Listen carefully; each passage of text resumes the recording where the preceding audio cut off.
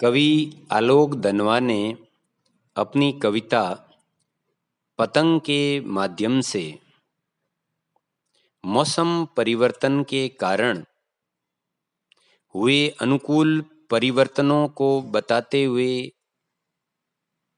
बच्चों को आह्वान करते हैं कि वे आए और पतंग उड़ाएं, क्योंकि सबसे तेज बौछारें गई, भादो गया, सवेरा हुआ खरगोश की आंखों जैसा लाल सवेरा। अर्थात तेज वर्षा का दौर बीत गया, भादों की घटाएं चली गई और शरद ऋतु आ गई। प्रातःकालीन सौंदर्य का समय खरगोश की आंखों जैसा लाल प्रतीत होता है, अर्थात प्रातःकालीन समय में लालिमा छा जाती है। शरद आया पुलों को पार करते हुए, अपनी नई चमकीली साइकिल तेज चलाते हुए, घंटी बजाते हुए, जोर जोर से चमकीले इशारों से बुलाते हुए, पतंग उड़ाने वाले बच्चों के झुंड को चमकीले इशारों से बुलाते हुए और आकाश को इतना मुलायम बनाते हुए कि पतंग ऊपर तक उठ सके। अर्थात जिस प्रकार साइकिल सवार पुलों को पार करता हुआ अपने आगमन की सूचना देने के लिए घंटी बजाता है तथा इशारों के द्वारा अपनी उपस्थिति दर्ज करवाता है, उसी प्रकार शीत ऋतु भी मानो साइकिल की गति के भांति दौड़ती हुई आ रही है और उसके साथ आने वाली तेज हवा की साएं साएं मानो घंटी की तरह प्रतिध्वनित हो रही है।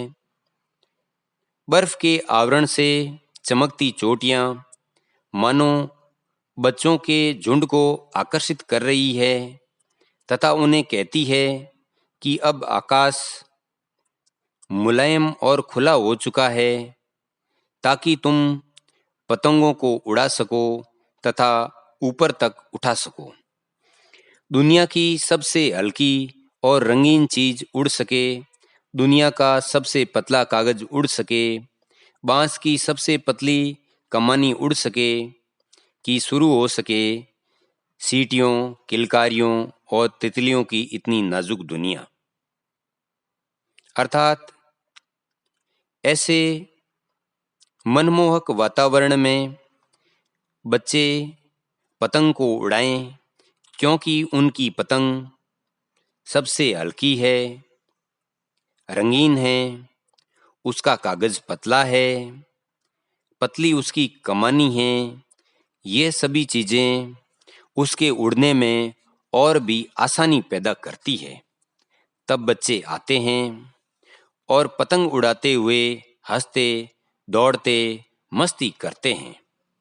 बच्चों का यह पतंगों को उड़ाता हुआ समूह आकाश में मान लो तितलियों की भांति प्रतीत होता है। जन्म से ही वे अपने साथ लाते हैं कपास, पृथ्वी घूमती हुई आती है उनके बेचैन पैरों के पास।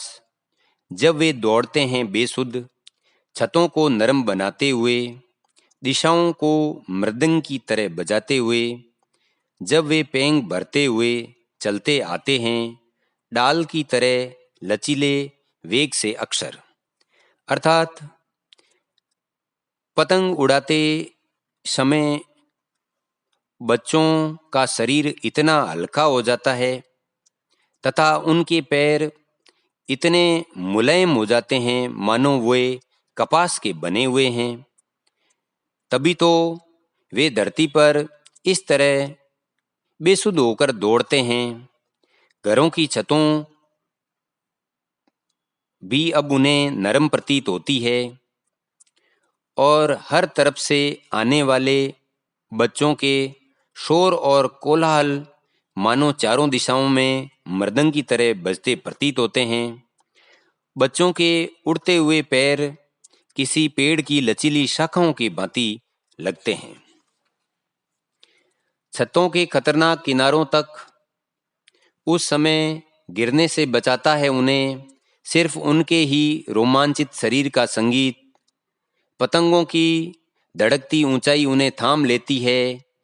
महज एक धागे के सहारे पतंगों के साथ साथ वे भी उड़ रहे हैं अपने रंध्रों के सहारे।